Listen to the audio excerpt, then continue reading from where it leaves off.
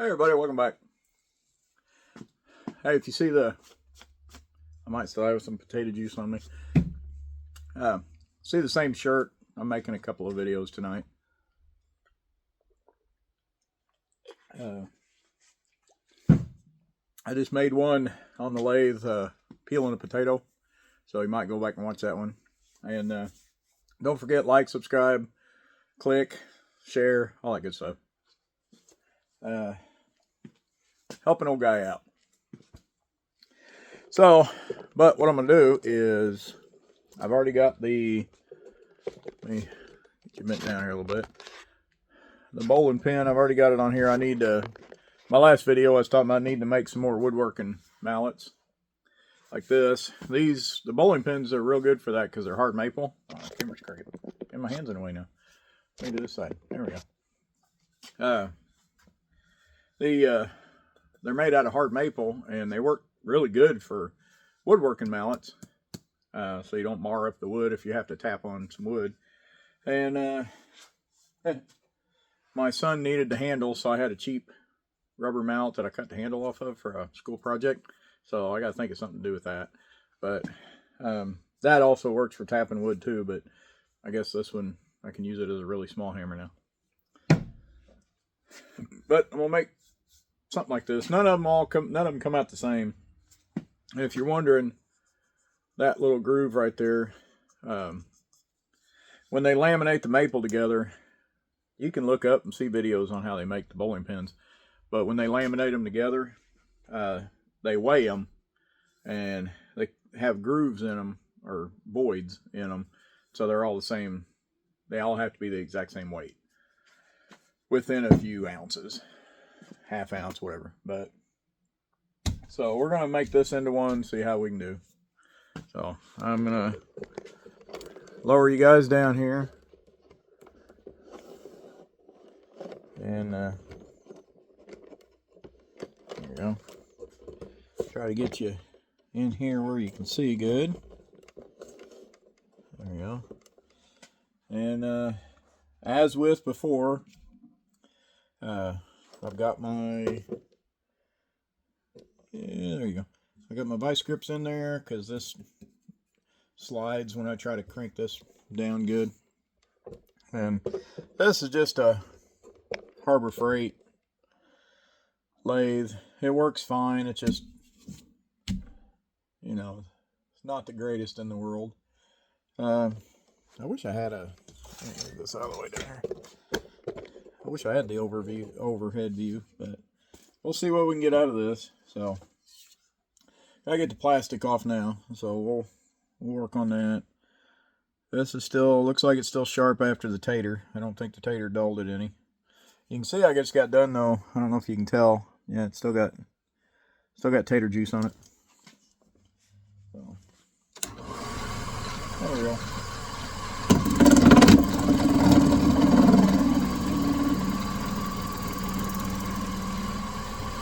That's a cool string coming off of it though.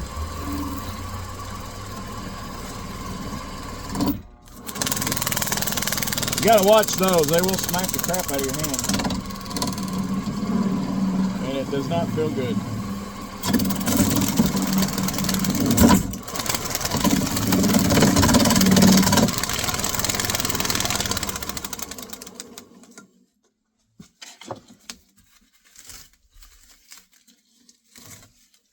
And this, I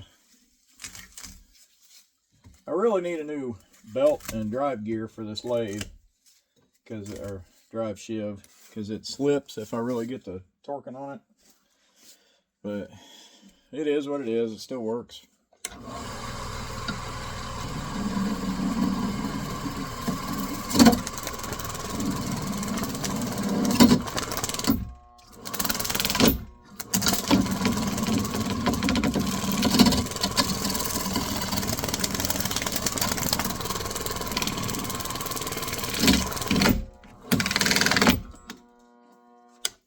Not the most powerful lathe either. She likes to get caught sometimes.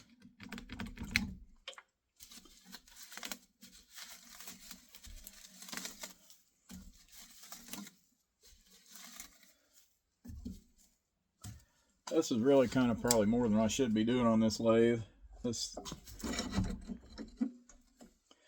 It doesn't do real well.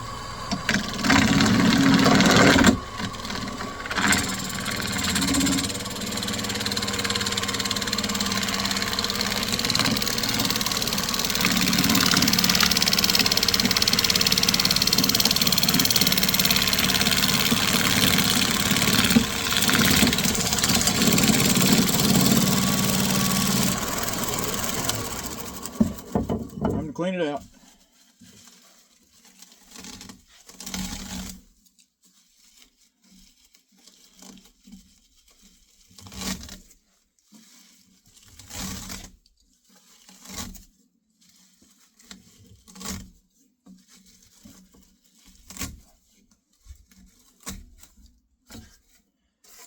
There you go.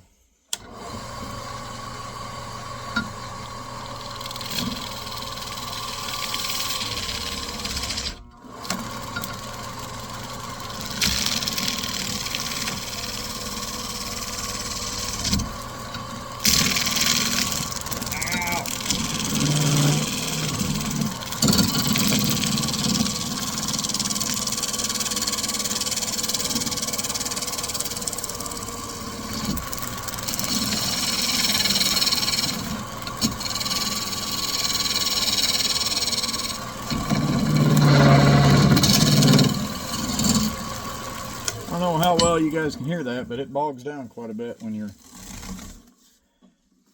digging into it a little bit.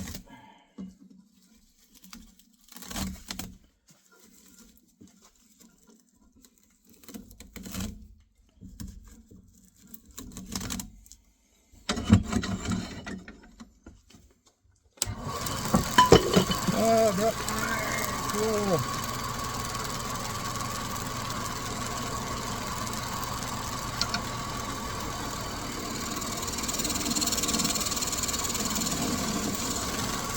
I do have some of the old standard tools,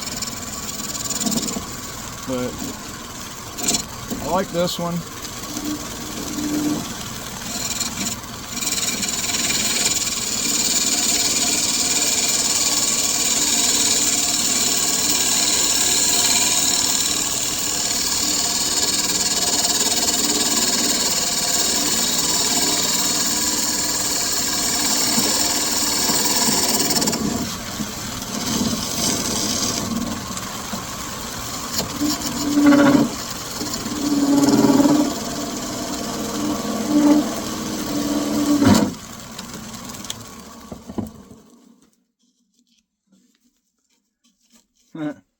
Almost thought I had a spot there where I missed. And for those of you that make a comment later, yeah, I didn't think about using the knife. I should have when I was trying to rip all them. Kind of like a Halloween wig or something. Yeah, that was way quicker.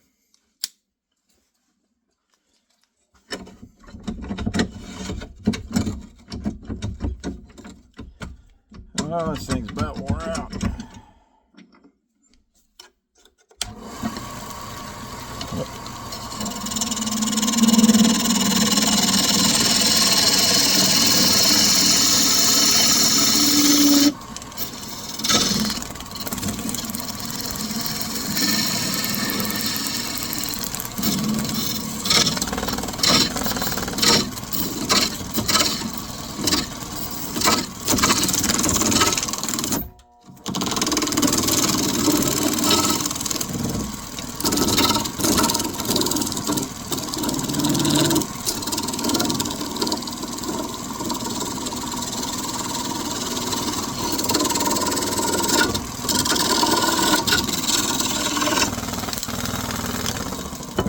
Clean it off, and then we're ready to start doing what we're going to do. This makes a mess, if you hadn't noticed.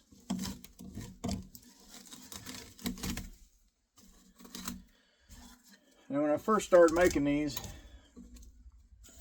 I would finish this end too. And I've got to where now, like on this one, I made it flat. on the ones I do now, I leave this round. I just cut it back a ways. I just cut it back a ways and then pop that off and sand it.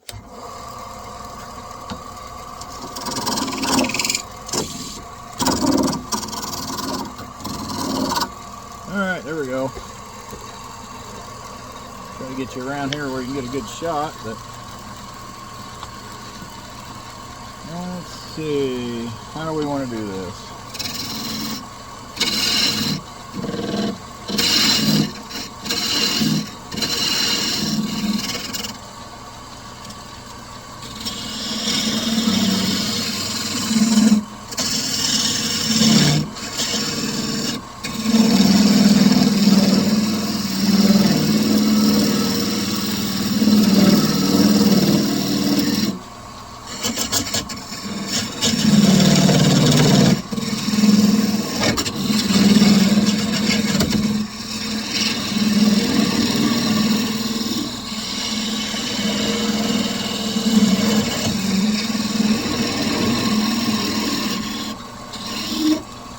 I'm about to the point where I need to change up my tip. Getting a little not great. I might do that real quick. Well, you guys just love my awesome camera work here. Yeah, all I gotta do is rotate it, so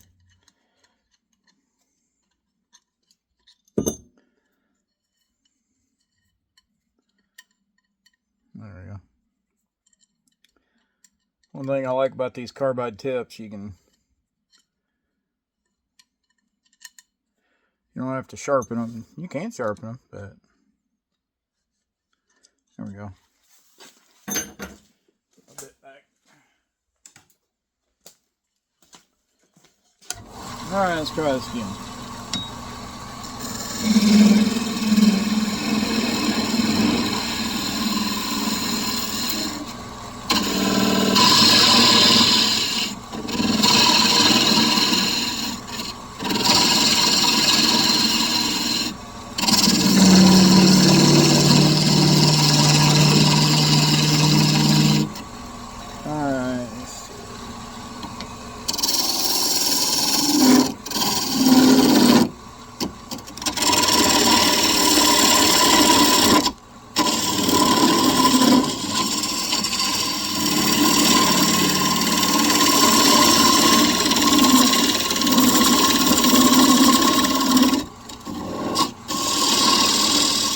Apologize if that's super noisy.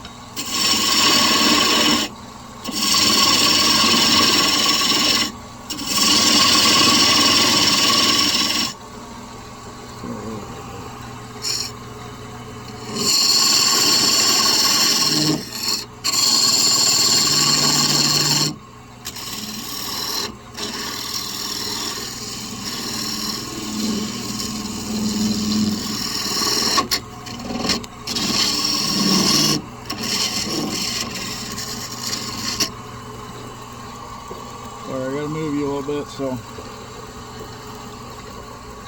I can get the tool in there.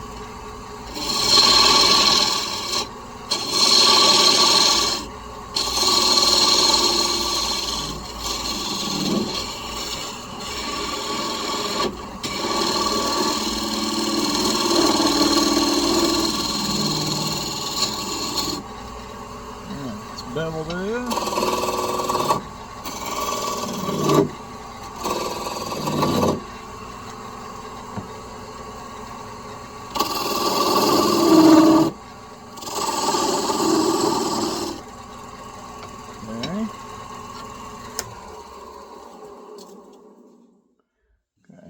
Not anywhere close to done. I'm just checking to see how it fits a hand.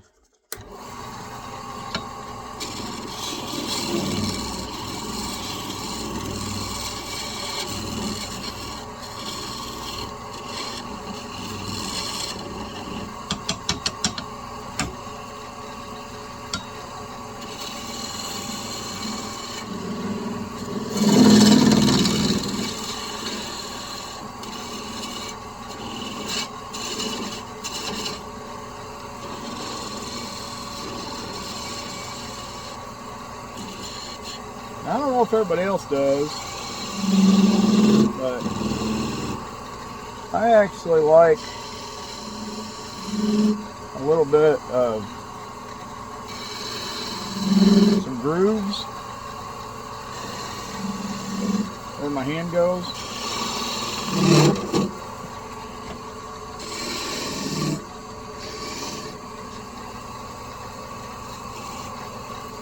I just feel like it helps you grip better. Okay, so I like the handle there. I need to kind of smooth this up.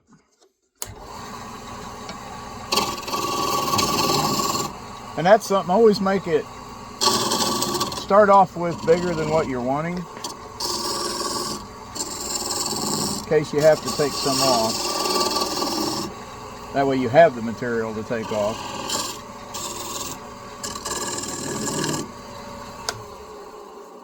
And then you got to figure out if that's something. Yeah, see, like all of this, that's all stuff that I can sand real easy and make it how I want. So let's try. My camera holder's all flippy floppy here. Let me try over here. Okay. So there's that.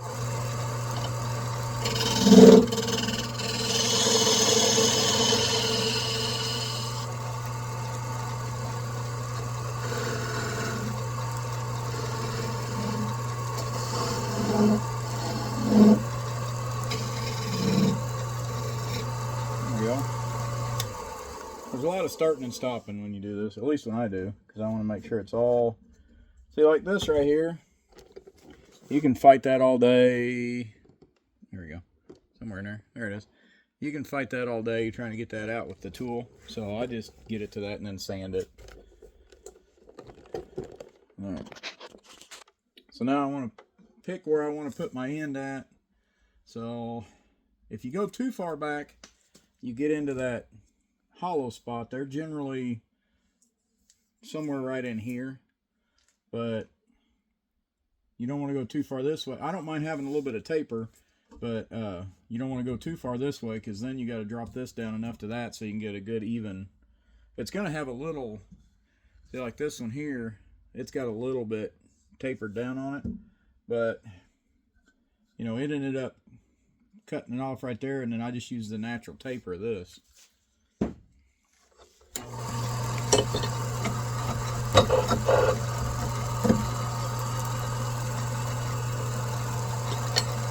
Let's do somewhere right in here.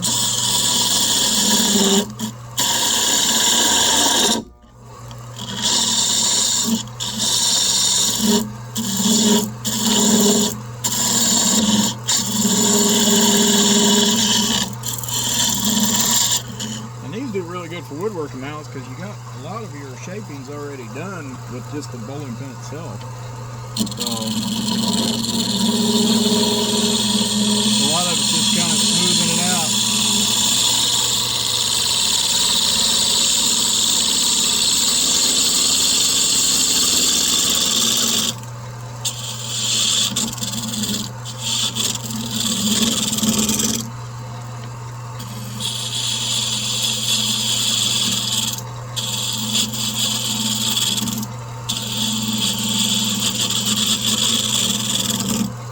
Bit of a spot right there.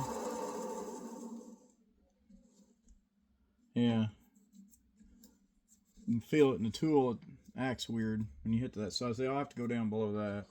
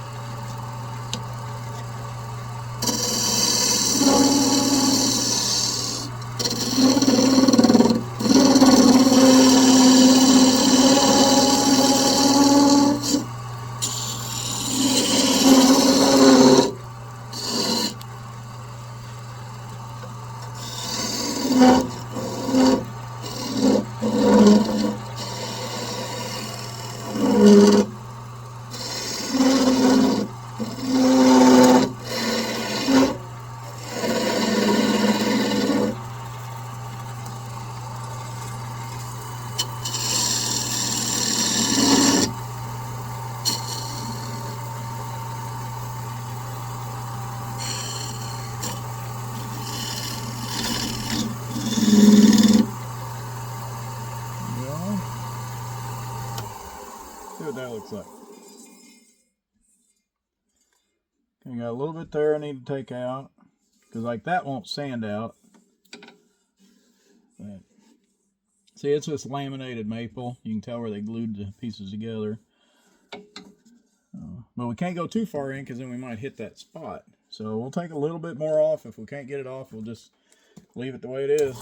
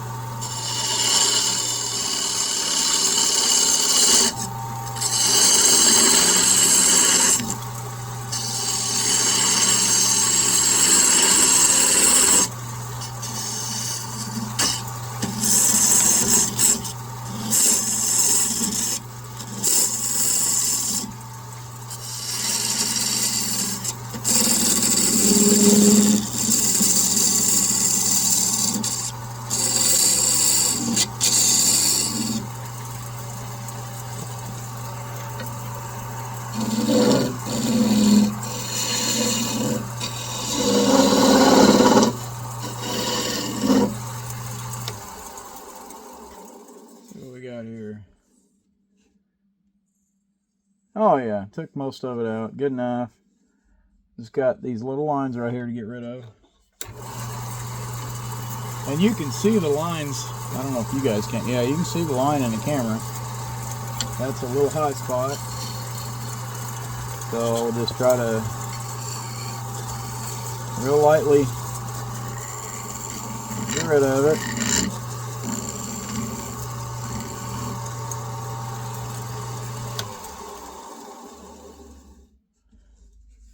Alright, so yeah, that looks pretty good.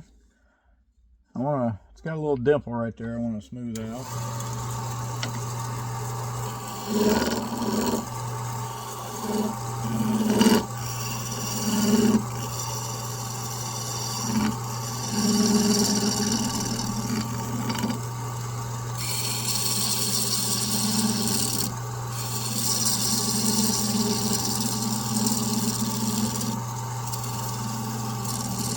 Finesse is usually not my strong point. I'm more of a grunt and go kind of guy, but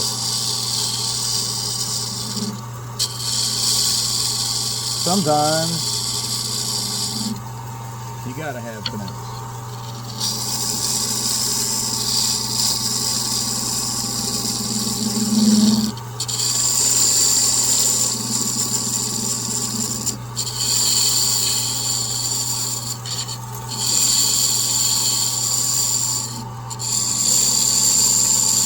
I've had to learn a little bit of it through this lathe, because if I had a lathe that had a strong enough motor,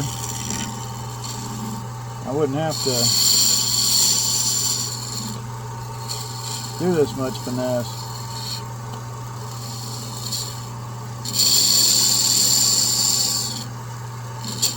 I'll get it to there, 3D. There you go.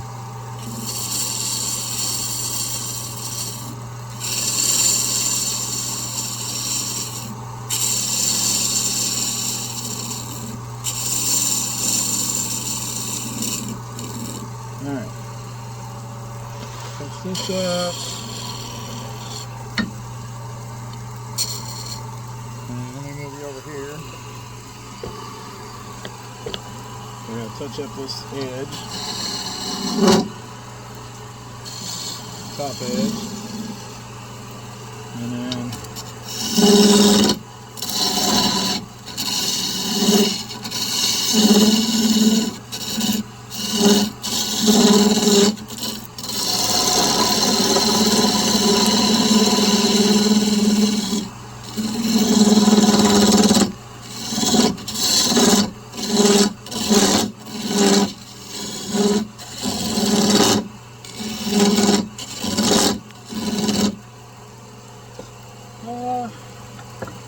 see if I actually, that ain't gonna do much good, but we'll try it.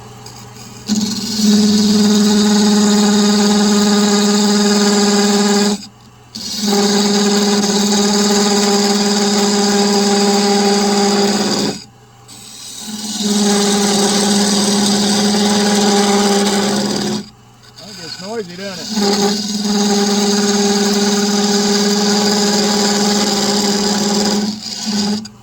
I think it's working better with the other one.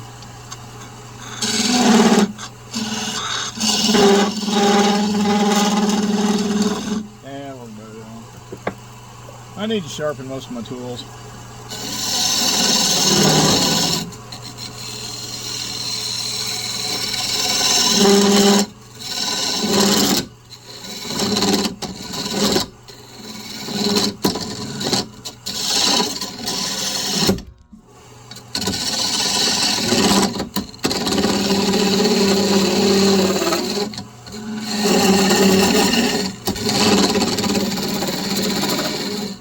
All you lathe workers out there screaming at me right now, I get it.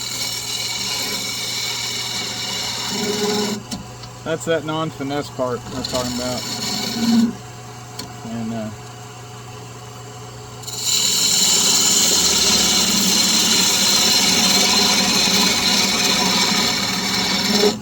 I just about got myself again.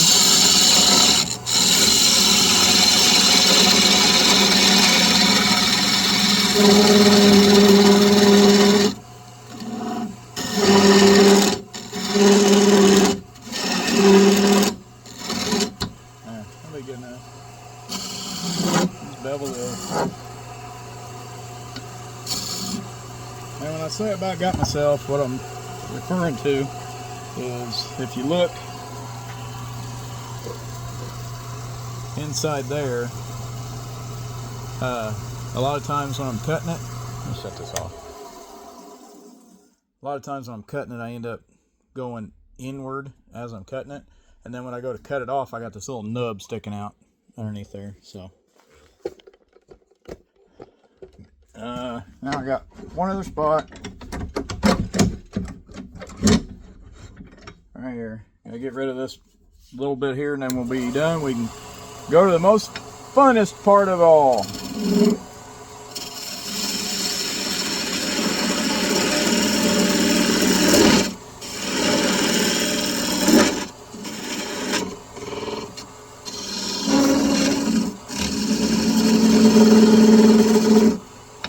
There we go.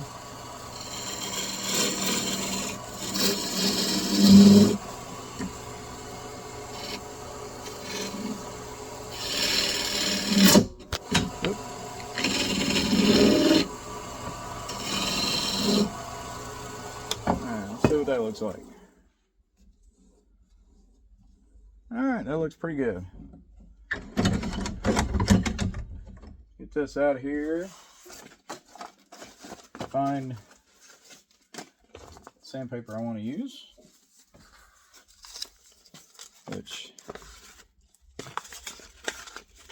I'm getting a little, I've got a load of sandpaper over here, but I'm getting low on the kind that I need for this to start with. But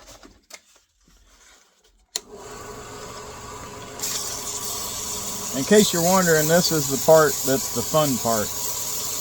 This is the funnest part of all.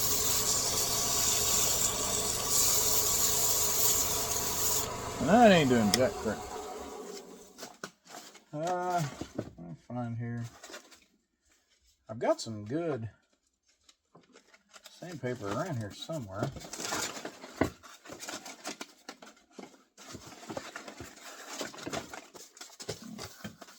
think this is it.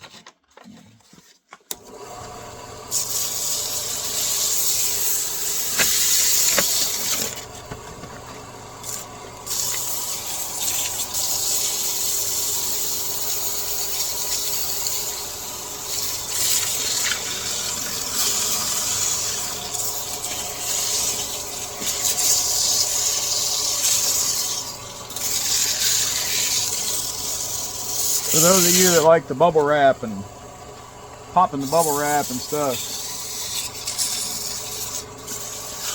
here you go. Here's some satisfying stuff for you. I'm sure somebody out there likes sanding.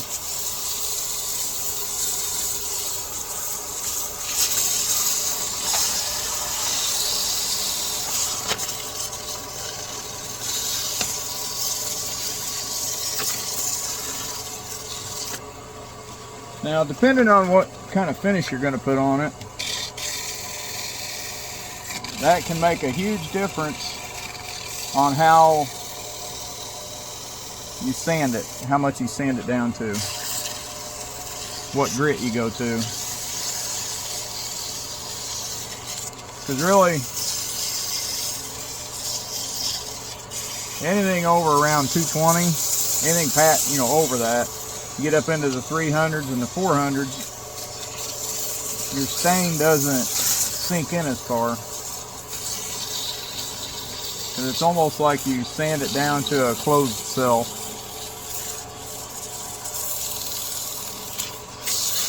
Which I have some 15,000 grit micro mesh for like doing epoxy work and stuff, but you can use it on this if you want like a mirror finish. But see, I'm happy with that, with the finish that's on that. Yeah, I'm happy with that. That's a good smooth finish.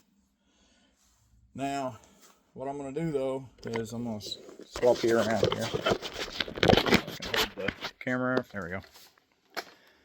And then I am going to get, where's it at? Here it is. This is one of my favorite go-tos, which, yeah, I know it's upside down, but I don't have the furnace on in my garage yet, and it gets a little chilly at night, so I turned this upside down so it would all drain to the lid. But it's the feeding wax, beeswax, and orange oil.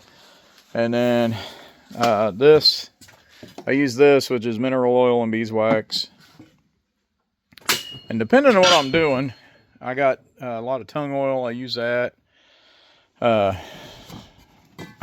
paint stripper, yeah. So I got tung oil I use, and just, you know, whatever stains I end up going with. But I like using this feeding wax. I think it works really good for this.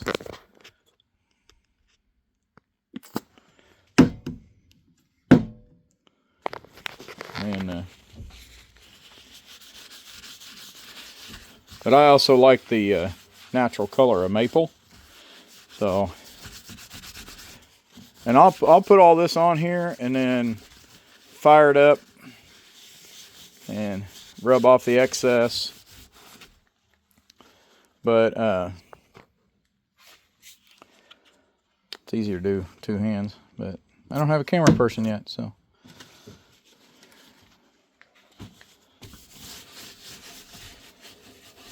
And after I get the main part of it, I'll cut it off here. I'll show you guys cutting it off and show you it done. And I know this is getting to be a longer video. I apologize. Okay, let me turn you back around. Put you back in the little holder deal.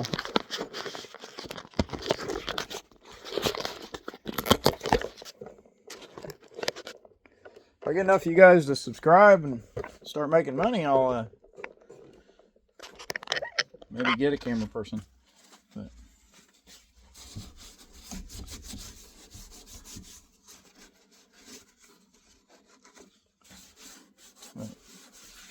Because this protects the wood, and you know, if by chance you get a ding or a gash in it, well, you just put some more of this on.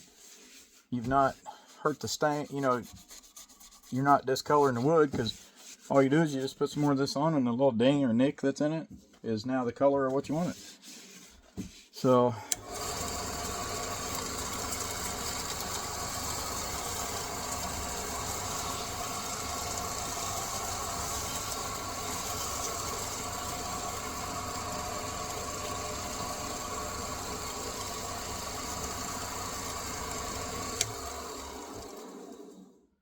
alright, there we go.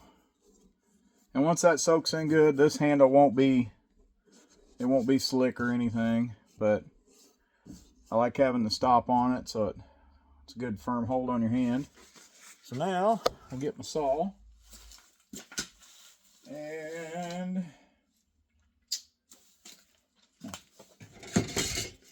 right here in front of me, this is my Lowe's version of a Japanese pull saw. So, let me get you over here. Awesome camera work, I tell you. See if I can do this and get my hand all right up in your way.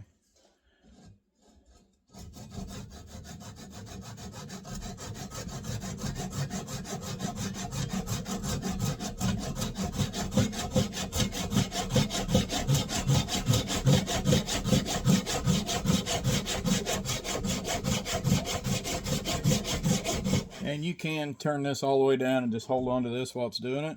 But I don't like doing that because if it flies off, I've had it fly off and tear up a piece that I was working on before. So it's not that much more work to do it this way.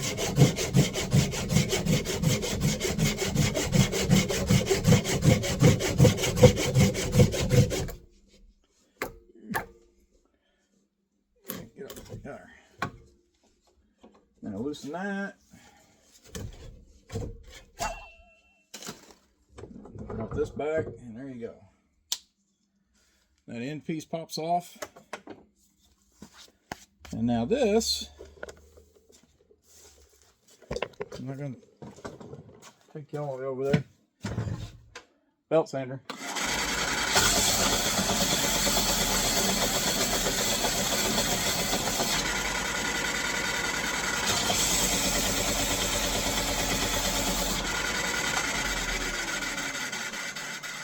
There you go. Looks good. Now I'll come back over here. And let me raise you back up here.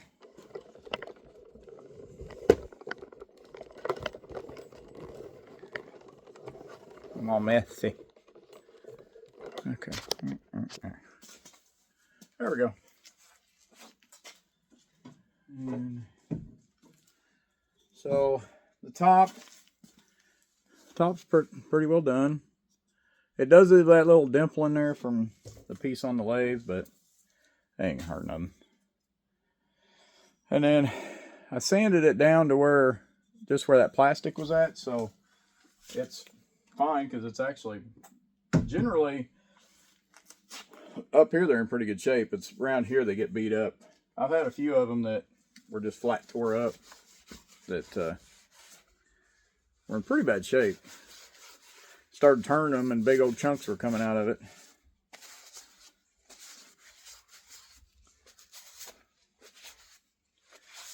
There we go.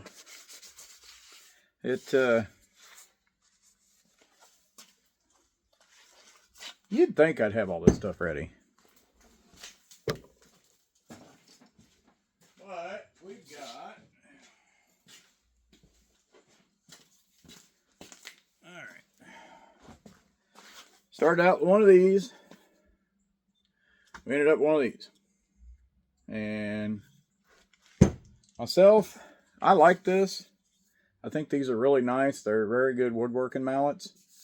Like I said, you get a big ding in them, you just put some more feed in there. I mean, they're meant to be used, you know. And I'll take and I'll let this sit overnight, and then I'll put another coat of the orange oil on it. But I like that orange oil. I like the way it smells. So the oil's protecting it and the beeswax. So, but this is actually the very first one I ever made. And it works fine. But I started making them a little bit, get the bottoms about where I cut it off at, about right there. I started making them a little bit longer and have a little bit more weight to it. But this is a good solid woodworking hammer, or whatever you want to use it for, really. I mean, if you made this, you can't really do it. You'd have to put a different bottom on it. But if you cut it off right in here somewhere and made you a bigger bottom and attached to it, you could hollow this out and you could make a big wine goblet out of it. I don't have any out here. Yeah, I do, actually. I made a walnut goblet. And that was before I had any drill bits I didn't have the Forstner bits that I have now. So that was all just trying to use my tools, and that was before I had that carbide tool. And this is walnut. Walnut end grain does not like to be turned very well, at least in my experience. So, here's one I was kind of playing with, just doing some stuff, trying some different things. Here's some more lathe stuff. I made a little urn looking thing, and you can see inside what I was talking about the voids. That's the voids they have for weight, and then that was just me playing around. And I got this little cup here. This is one of them that popped off and busted the lip on it. So, and this is honey locust that I tried to do a thing on. And if you ever try to turn honey locust, if it gets a crack anywhere in it, it will go the entire length of the piece. So this was back before I knew not like these bowling pins are old. You know, they're from the 60s, so they're dry. But lumber that's not dry, you got to get some stuff called, at least the stuff I get says sanding sealer. I'm out right now, or I'd show you. But after you turn it, you put that on there, and it fills in the pores a little bit, and it makes it dry slower, so it doesn't crack as bad. But, so, and then when you show you here.